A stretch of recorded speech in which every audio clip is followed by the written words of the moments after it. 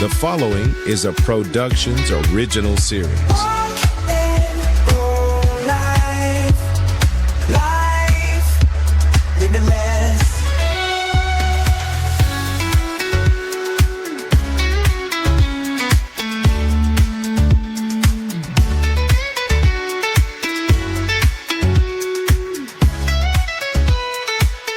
Hello and welcome to Walk and Roll Live. I'm Doug Vincent, along with Eric Aguilar. I am a polio survivor, crutch and brace user for years, and then transitioned into a wheelchair over the last 20 years.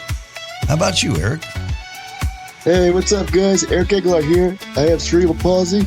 I'm deaf in my left ear, and I'm a walking stick user. What's going on in your world, Doug? Oh, man, it's been a busy week. I'll tell you all about it here. I want to do one thank you for Luis Otomuro, who was our guest last week. Thank you so much for coming on. One of the ambassadors, longtime ambassador for Triumph Foundation. So we're very happy that he came on and told a story. Great story, great military guy. Man, you know, every one of these stories is so unique, you know, and how people got injured or if they had a, you know, some kind of a disorder or a syndrome or, you know, sometimes it's a mystery, but, you know, so it's interesting to hear all of their stories and the different journeys that they take. So thank you, Luis. Oh, yeah. So how was your week? Pretty good. Me and my darling Amanda, we went swimming with the family. And what was really cool about when we were swimming is that I held on to her shoulder and started kicking my feet and going forward. Really? So kind of almost independently swimming? Uh-huh. Talk about teamwork there. Yeah, very nice. So was that the like a first time that you had done First that? time, buddy. Very nice. Well, so did you go somewhere with a pool, or do your in-laws have a pool? Oh, we went to her aunt's house. They had a pool. Very nice. Oh, man. Perfect. In this weather, huh?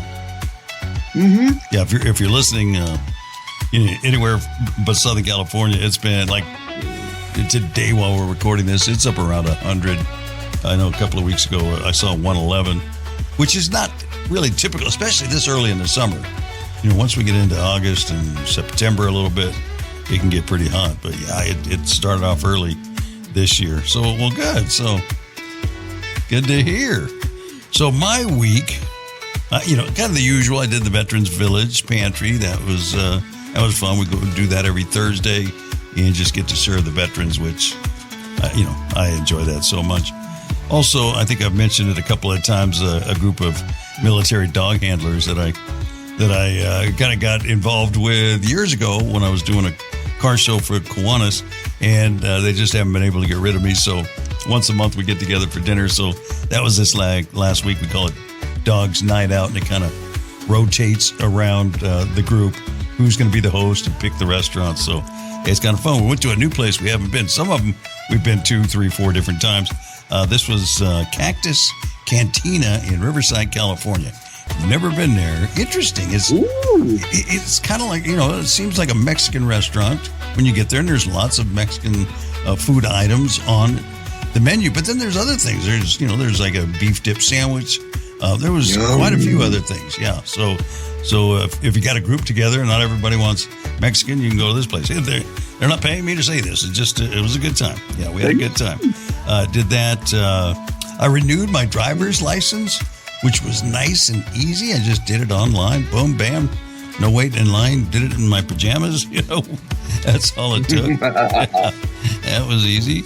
And then I've been going to the cardiologist for, probably close to 14 years. I had a procedure about 12 years ago, and they had to put a pacemaker in. So, yeah, I think it was a couple of years before that. I got a hypertrophic cardiomyopathy I said that wrong. A hypertrophic it's been a while since I've said it. It's a tongue twister. Cardiomyopathy? I don't know. Now I don't know. Now I don't know. Geez, I'll fix this in editing. Yeah, right.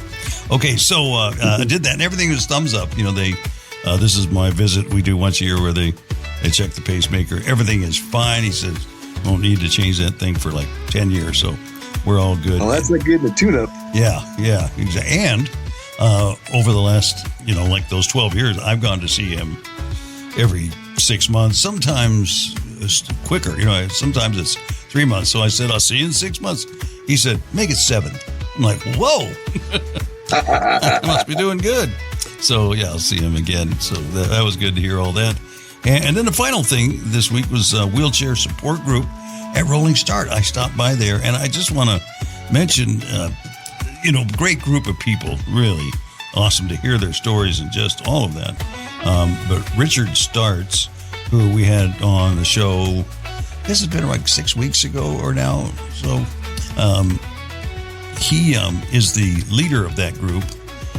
And the whole story is in his podcast. So if you want to go back and listen to that episode, you can get the whole story. But I want to give him recognition because he's grown that group. It's his hard work, cultivating the relationships with those folks. I think one of the first times he went before he was an employee, he was the only one that showed up. Nobody else showed up. And so he's grown that to where, there's 18, 15, 18, 20 people, once a month there. So if you, and it's open to anybody, anywhere. You can Zoom in. I think it's about 50-50. There's Zoom people that come, and there's people that come to the office, and it just, everybody gets a chance to introduce themselves, and then, you know how it is with a conversation. It just kind of takes on a path of its own. Sometimes you wonder, how did we get here? It's just everybody's sharing information, and the conversation just kind of goes off on tangents sometimes. But so, yeah, kudos to Richard. Did a great job. All right, that's what we got so far today. We've got an interview with AJ Tesler, first of all, executive producer and director of Magnolia's Guide to Adventuring. Magnolia is his daughter who has Rett syndrome. And so it kind of tells the story of a little bit of their journey. And we'll talk to him and get more of the story of how they found out, that whole process of finding out that she had Rett's, the early indications when she was a baby and all through that. And then also with us, we have Dr. Cary Fu, assistant professor of pediatrics, divisions of pediatric neurology and epilepsy departments of pediatrics and neurology, Vanderbilt University School of Medicine. That's about is that the second longest title we've ever given? That's the longest title I've ever heard. So we get a little help from both of those, and you won't hear Eric on this one because this came together kind of last minute. So I jumped in here. I don't know when it was and knocked it out real quick, but definitely wanted to have you here for the open and close. So thank you so much, and we'll get right to that here in just a moment. But first, I'd like to encourage everybody to like or follow or subscribe or however they refer to it wherever you listen to Walk and Roll Live. We would appreciate it. All right, we'll be right back with our interview today, right after this message from our wonderful sponsor, Acadia Professional Training. Don't go nowhere, folks. At Acadia Professional Training, we know that your greatest asset is your team. Investing in their development, knowledge, and happiness is essential for your business's success and growth. To achieve new heights, it's important to hire intelligent, talented individuals and empower them to excel in their areas of strength and passion. Acadia is committed to transforming your employees into happier, more productive, and fulfilled individuals. When your team thrives, your business prospers. Wise leaders understand that providing team members with opportunities to shine in their strengths unlocks untapped potential. Elevate your team with Acadia Professional Training and witness the growth of your business. You're listening to Walk and Roll Live Disability Stories.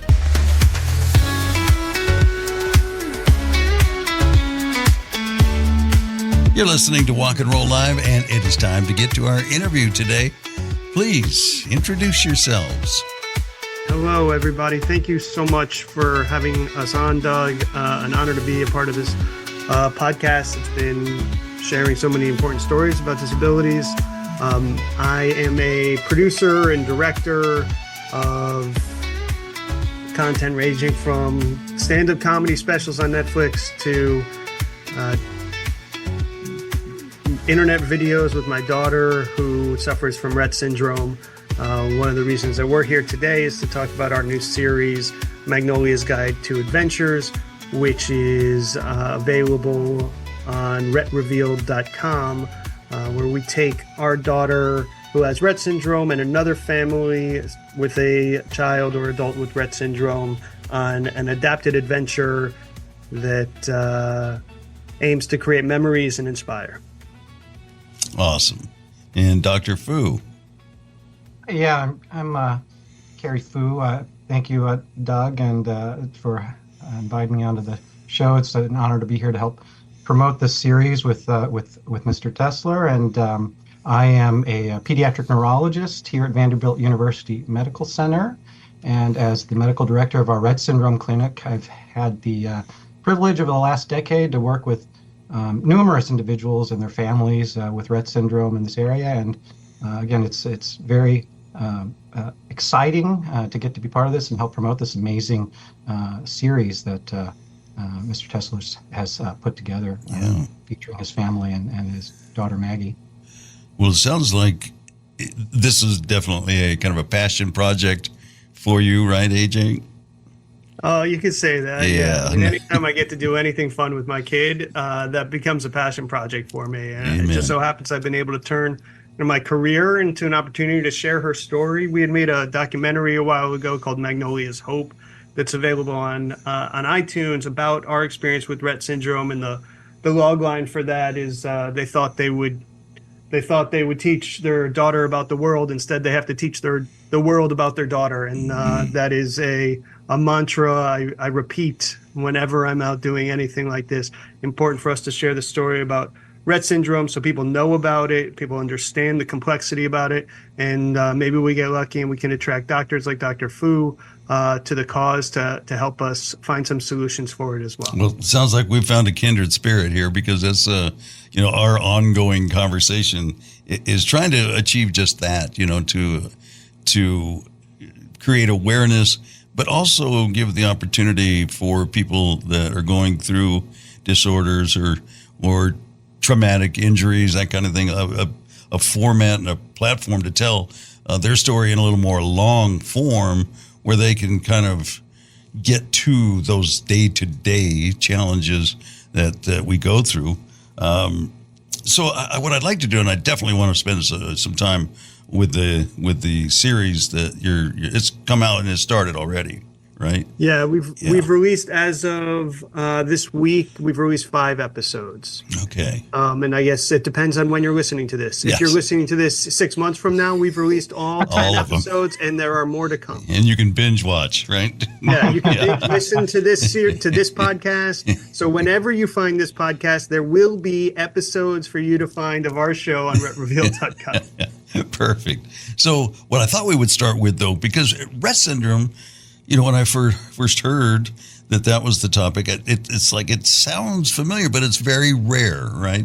Yeah. So I thought we'd start with kind of getting an idea of what Rett syndrome is all about.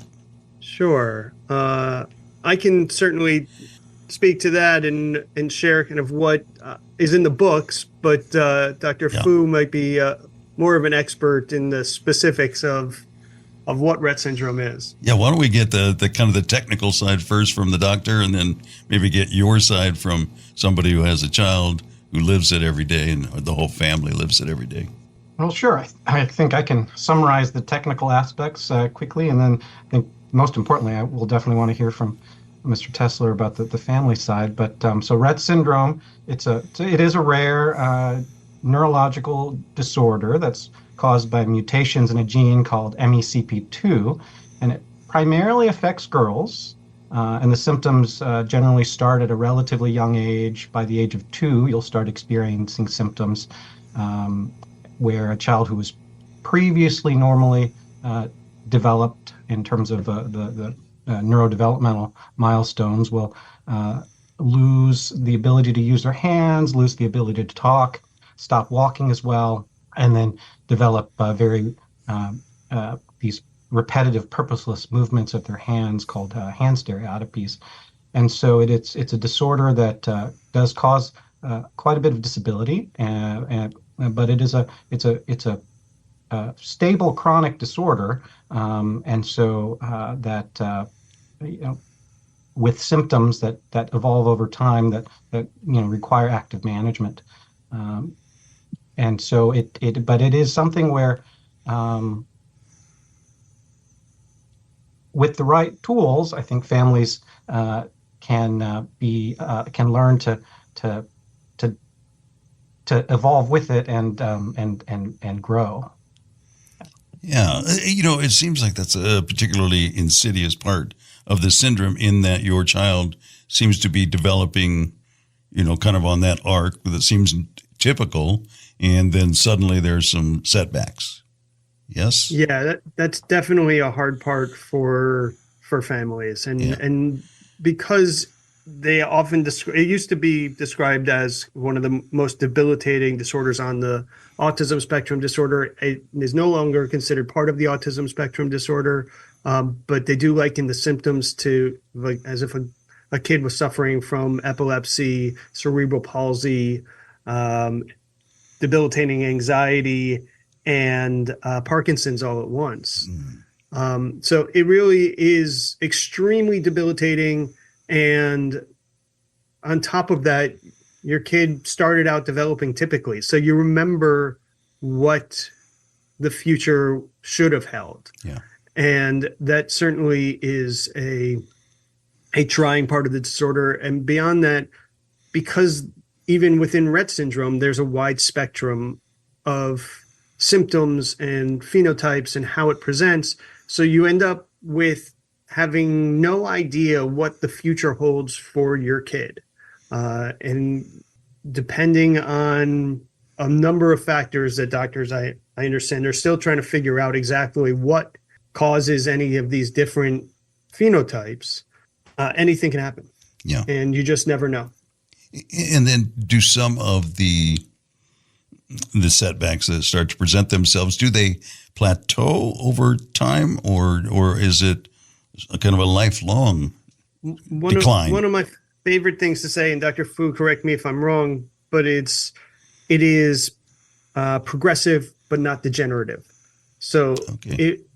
It will change over time. There will be a change in symptoms. There is a plateau part of the disorder, and then they get to a certain age, and because of whatever symptoms they might have experienced, it may impact future issues down the line. But because it is not degenerative, it is important to maintain a rehabilitation mindset throughout it so that the kids can remain strong and as capable and grow as capable as they can be. Yeah. That's absolutely correct, Mr. Tesler. It's definitely, there was a time where it was thought to be degenerative, but we know now very much so that it's definitely not a degenerative disorder. And the skill loss, the skill regression, that it definitely does stabilize. And over time, as you said, it, symptoms can evolve, and it is progressive, and symptoms can change, but life expectancy is not significantly altered. And as you said, the mindset really should be about rehabilitation and habilitation to help maintain the skills that they still have and to prevent any further regression, and to help them sometimes gain back some skills that kids previously lost. And so that it'd be something attainable throughout the lifespan. But I definitely want to go back to something else that you had said about the unknowns, and I think that is one of the biggest things that I've seen with other families that I've had the privilege of meeting, is that this the variability in phenotype and symptoms that kids with Rett syndrome can have, and that unknown I think really adds to it. And I think you'll probably speak to it better as as somebody who's lived through it, but adds to that sense of powerlessness, because it is a rare disorder, and you're left with, again, a lot of not knowing and not being able to predict the future. And so a lot of what maybe you had thought you'd be able to do with your child, that a lot of that changes, which though I think is why a series like this that you're putting out and in the past you've put out is so amazing to have. And I think I'm so grateful that this is out there, because it really helps empower families to see what is possible and to help them, once they, even after getting that diagnosis, I think it helps them realize that they don't have to allow it to define them, right? That they, if they had thought there were things that they wanted to do with a child before Rett syndrome, they should still, have every, think that they shouldn't give those things up, and they should, feel free to still pursue those things even after the diagnosis, because, we want to make sure that everybody feels, free to, live a limitless life and not let the disorder define their family, and to let their child still experience these things. Yeah, I've said this before, and one of the first good advice that I got when Maggie was diagnosed was that labels are for cans, not for kids, and that the key thing is that your kid can have bad experiences or good experiences, whether they're typical or atypical, and it's up to your job as a parent. It's up to you as a parent to make sure that you are providing them with a rich and fully enriched life, no matter what their disability. And so that's largely why we're so excited about this series, and really, as Dr. Fu mentioned, showcasing what really is possible beyond the diagnosis. And in spite of, regardless of what your particular disability is, that you can still go out and accomplish amazing things. Yeah. And one clarification I wanted to make also on something that Dr. Fu said that I think might be confusing for typical audiences is that it is a genetic mutation, but that it is not actually a hereditary disease. It is a random genetic mutation. So this can happen to anybody, and it did. All of the families who have a kid with Rett syndrome, that's exactly what happened. Is they had no idea that this was a thing that could happen until the day that it did happen, and then they had to navigate their way through a very tricky, rare world where there's not a lot of answers, although we are a growing scientific community and learning more every day, that all of us were just like any other typical first-time parents before we got thrust into this special needs world, as many people in the special needs world have experienced. Well, thank you for that clarification, because I was just about to ask that very question, because it seems kind of counterintuitive that it would be genetic yet not hereditary. Is there a way that maybe that can be defined a little bit better, that could help people understand, or at least help me understand?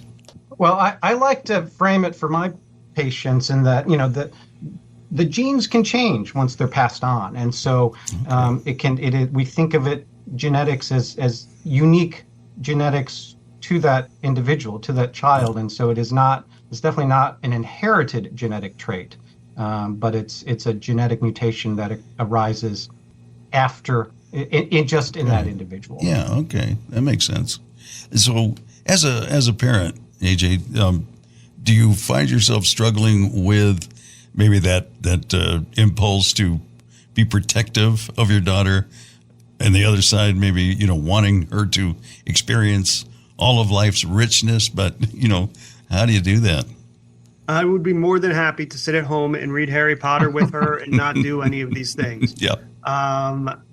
All these things that we do with her, they're hard. I'm not going to lie or sugarcoat it. It's hard to do these things. It's made that much more difficult because you have to find the right adaptive equipment. You have to work with the right adaptive organizations. You have to do all of these things that are extra from what a typical family with a typical kid would have to do.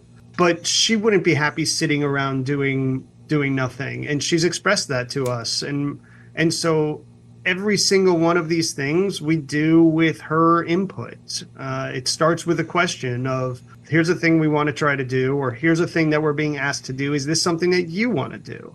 And even though she's nonverbal, she is communicative, and she can communicate with us. She uses partner-assisted eye gaze. She will look at you and give the brightest smile you've ever seen to let you know that, yes, indeed, I want to go water skiing, and I don't care how hard it is for you to figure out how to get it to happen. And that has largely been our experience. And sometimes we get there and it doesn't work out. She's not that happy to be there. The water is cold. The experience isn't what she expected it to be. But you know what, dear listeners? That is true for every single typical kid that has ever existed as well. And so even the fact that she shows up and changes her mind, that is part of the typical experience. And we're thrilled to be able to offer that and to give that to her, and also to be able to showcase that in this series of what the entire experience is like. And that series, again, is on revealed.com. So, I encourage people to check it out, because it does, I hope, give you a reminder that you can get out and you can do other things in spite of how difficult it may be. And, disclaimer that as long as the medical professionals say that it's okay, but it is, I think, it has been important in our lives in order to enrich not just her life, but all of our lives. And the other thing that it's done is give our typical kid a whole new perspective of his sister. So instead of thinking about all the things that she can't do, he thinks about her in terms of all the things that she can do, that she has done. In fact, when we went water skiing, he didn't want to get in the water. But when he realized that his sister was able to do it and his sister was brave, he summoned the bravery to go off and do it as well. And for a typical kid to have that experience and that perspective on their disabled sister is pretty remarkable. Yeah. And I think that it's something that if you're struggling with that same thing at home, you should think about ways that you might be able to break out of that and give all of these kids some additional experiences. Well, I definitely want to turn it very quickly soon to getting into the series a little bit more. But kind of one final, medical question that I have for Dr. Fu is, because it's so rare and because it has this, element where you're going along fine, maybe typically, and then it kind of turns to this atypical direction. That seems like it would make it very difficult to diagnose. Yes, well, that's a very good point you hit on there, Doug. And it can be a challenge because, particularly because when Rett syndrome first presents, it is not much different from any other neurological disorder that has developmental delays. And so frequently, this is an unfortunate thing where families do go on these diagnostic odysseys where their child who ends up being diagnosed with Rett syndrome is labeled with just nonspecific developmental delays or autism spectrum disorder or something like that. But once the core features of Rett syndrome emerge, usually by the age of 2 years, it does become much more recognizable. And so I think the clinicians, if they're educated to kind of keep track of and watch out for those core features, it can result in much earlier sending of genetic testing to make that diagnosis, finding that mutation in the MECP2 gene. And for the parents out there, I think it should be it will be important, I think, to remember to kind of be an advocate for your child. So for children who do have, especially girls who have developmental delays, and if there are concerns, I think that they should stay on top of their physicians to maybe to think about even getting genetic testing even before the symptoms of the core features of Rett syndrome arise, because that is something where more and more we are doing these gene panels that where hundreds of different genes with different disorder involving different disorders, but MECP2 is going to be on there. So even when you don't have the features, you might still be able to diagnose it a little bit earlier. So if you have suspicions that it might be Rett syndrome, is there genetic counseling or testing that can confirm your diagnosis? That's correct. Yes, right? Yeah. Yes. It just, I think, depends on as far as the expertise of the physician involved. But if it's just your general pediatrician, they may want to refer to the child to see a geneticist, or maybe refer the child to see a neurologist, who then might send more specific testing. Gotcha. Well, let's learn a little bit more about the series. I don't even think we've mentioned yet the actual name of the series. Let's start there and then hear more about it. Oh, well then, I'm sure I've mentioned it at least once, but we'll repeat it again. Yeah. Magnolia's Guide to Adventuring. It's on rettrevealed.com. I'd like to pretend that I'm media trained, which is why I've repeated it so many times. But it is You're doing a important. fine It's a fun job. show. People should watch it, and I do think that it's inspiring, and it also makes you think about all the things that you can do with your kid. Yeah. And even if you watch and you go, "Oh, I wish I could do that with my own kid," there are undoubtedly organizations around your community that would be able to help. Yeah. So it doesn't have to be the same thing that we're doing or the same way that we're doing it. It doesn't have to look the same way that we're doing it. But if it is something that you're interested in, you can investigate organizations around your community that can help you adapt a variety of different activities so that you can get out there and do something special. Awesome. We have a resource page on our website for organizations just like that, and we're adding to it all the time. So if you have a few that you would like to highlight, certainly pass those along, and we'll put them up there. I think we've been to, over the last 2 to 3 months, at least 3 or 4 different adaptive expos with different types of sports and leisure and you name it. So yes, definitely lots of resources out there. So how did the idea come? I think you alluded to it a little bit before. You had done another piece, so it kind of, did it grow out of that into this newest venture?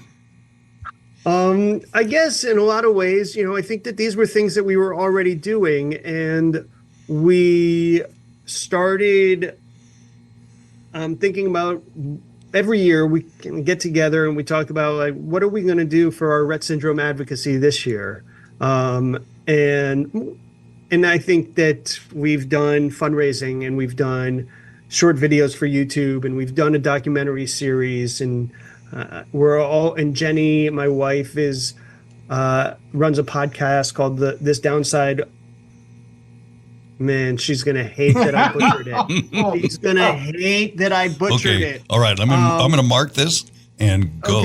Okay. Just to save my marriage, I appreciate that. I like that you're going to pretend that you're going to edit this part out. Small gesture for you. This Downside Up Life is a podcast that she puts out about Rett syndrome and her experience with Rett syndrome. And then the idea of this is just something that we already do. We already go out and do these things. And when Maggie was first diagnosed, and I searched for videos all over the internet looking for kids with Rett syndrome to see what might happen to my daughter, there was this one little girl, Hensley. And Hensley, you may not know how much you inspired me, but you did, just because your parents posted a video of you standing up and walking downstairs. It was that simple video that reminded me that even though all these terrible things they say about Rett syndrome, that if I worked hard and Maggie worked hard, that we might be able to stave off some of it. And one of our doctors, Dr. Newell, who actually works with Dr. Fu at Vanderbilt, had told us early on that if you don't use it, you lose it, which reminded me that no matter what, we were going to keep pushing through on these therapies, and we were going to keep working until there was some reason for us to stop. And she's been in regular therapies ever since, and I do credit a lot of that work as why she's been able to remain so strong. I tell you, I'm a polio survivor, and thank the Lord that I had parents like you that did that, was raised with 2 typical siblings, and also, for whatever reason, another sibling that was also a polio survivor. And they treated us all exactly alike. We all had the same chores, the same discipline, all of those things. And if I had a message that I could give to parents, I would say, here's the example. You can't protect your children. You're only depriving them of the full, whatever that is, in their case, the full experience of life. And so, I'm on board with that. Absolutely. Yeah. It's been important, and Maggie's responded to all of that hard work and continues to show how strong she is and how much she wants to continue to get better. Yeah. And I think it'll pay dividends the rest of her life.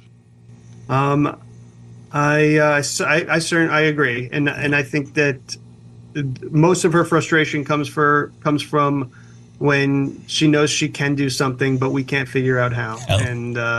And so it's like she said in the teaser. It's like, people discount kids with Rett syndrome all the time, but they think we can't do all these things. But what if we can? And I think that that's the important message here is just what if you can? What are a couple of highlights or favorite moments from the series? There's a cross-country skiing episode that I thought was really a highlight, because it's one of those things we didn't go through an organization to adapt it. We just kind of imagined how we would adapt cross-country skiing to work for Maggie, and boy, were we wrong. And I had never cross-country skied before, and so me tied to Maggie in a trailer and trying to ski is a real masterclass in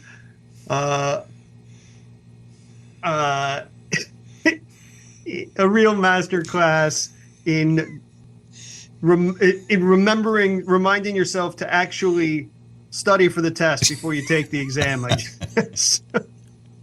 That's fine. That was actually also one of my favorite episodes, because I think the whole adaptation idea it really highlighted that, because you actually used, it was your bike trailer for her, right? That you adapted for cross country skiing, and it was kind of cool how the family you went with, they had the cross country skiing set up already, but then they had those special skis that could go under the wheels of the bike trailer, and then also.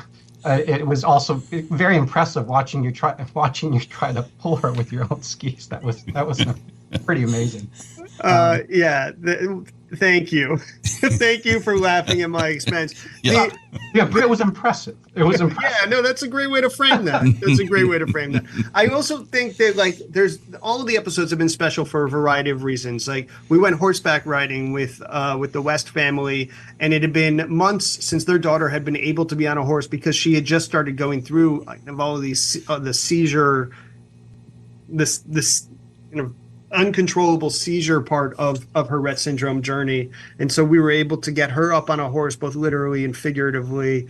We went swimming with dolphins in Florida with a family whose kid had been in the hospital just a month before, and she wasn't sure that he was going to make it out at all. So to be able to go and do this with them and have that special experience, all of them have been different and wonderful and inspiring to us as well. So I hope people do continue to check them out, and I hope they get the same feeling from them that we do.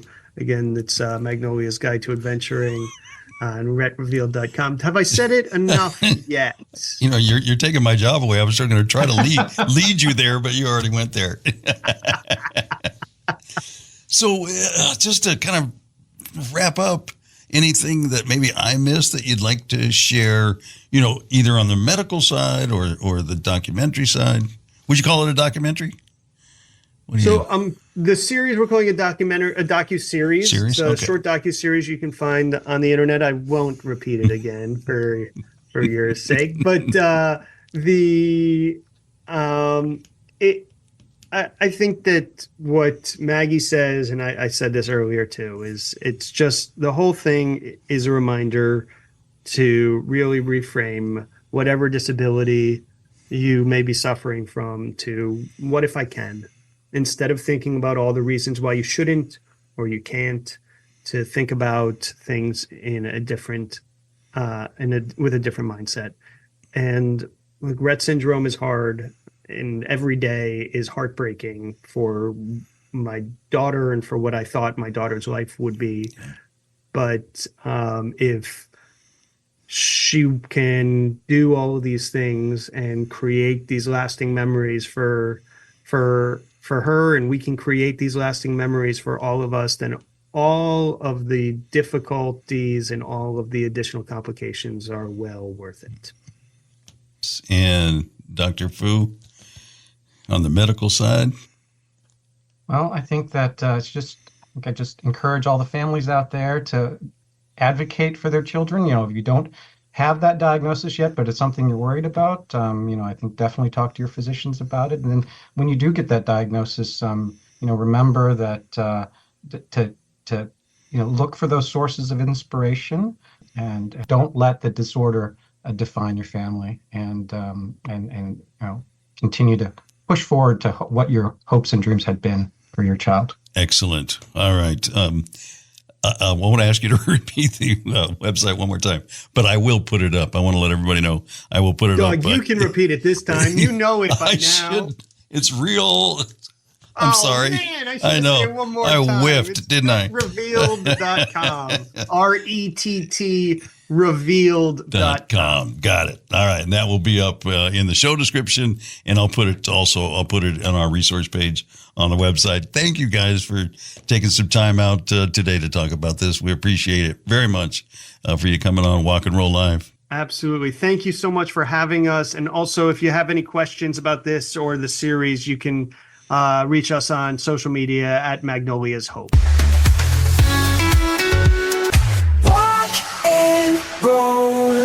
Tuned in to Walk and Roll Live podcast. Such a refreshing perspective on life and disability.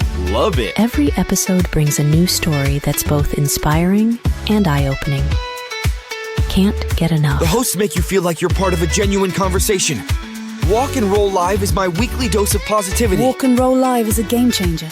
It's not just about disabilities. It's about embracing life's challenges with a smile. Highly recommend. My go-to podcast for real, unfiltered conversations.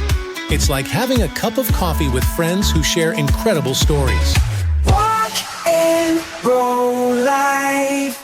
Welcome to Walk and Roll Live with Doug Vincent and Eric Aguilar and Mr. Happy for your life and Mr. Fire.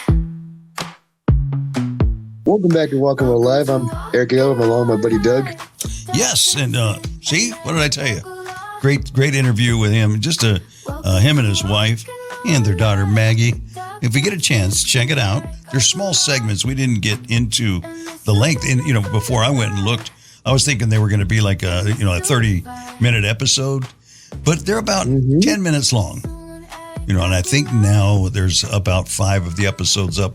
I don't know how many there's going to be in their entirety, but it's just that, as you heard them talking about, they wanted to, live life and help their daughter Maggie, they call her Maggie, live the most fulfilling life that she could, and not just sit at home, but get her out and skating and doing all these different things. So you'll get to see how they do that, and their support group and the friends they've met and all of those things. So, yeah, check it out. So I've been busy. I've had a lot of people contacting me about being added to our resource page on walkandrolllive.com. And so I've been putting those up, finding a few on my own. Actually, revealed.com is up there, and that's Maggie's story. So you can check that out and learn more about Rett's syndrome. And I'm trying to remember all of them that I put up there. Since I moved my studio a few weeks ago, I don't know if we've talked about that at all, but I kind of upgraded my studio, and to get ready to come in here, I just one day just put everything in boxes, in bins, plastic bins, just to get it out of here so I could get the new furniture in. So now I've been taking time kind of going through those boxes and going through stuff. And so I found a bunch of old business cards that I've collected by going to like Abilities Expo and different things like that.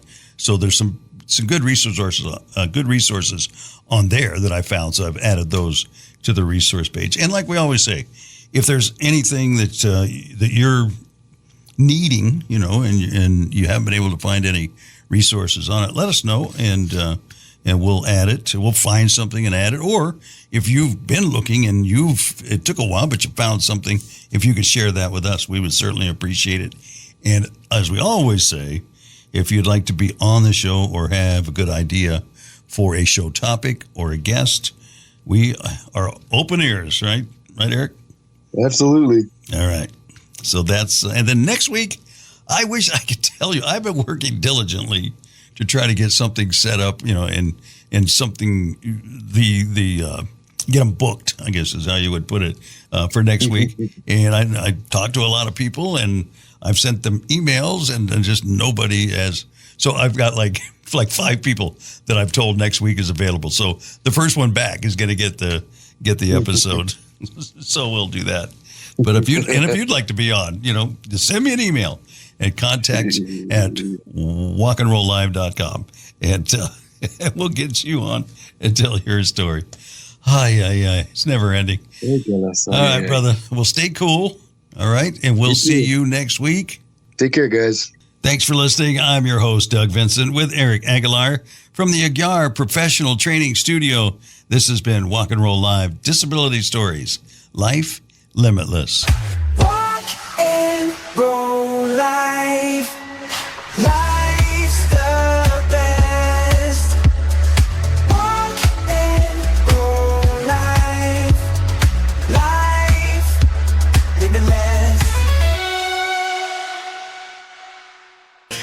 In the realm of tales untold, where every voice finds its hold. Walk and roll life with Doug Vincent, where disability stories are body breath. Walk and roll life, let's hear it unfold. Doug Vincent lost his walk untold, from triumph side to struggle soul. Every story finds its glow, through laughter, tears, and heartfelt sighs.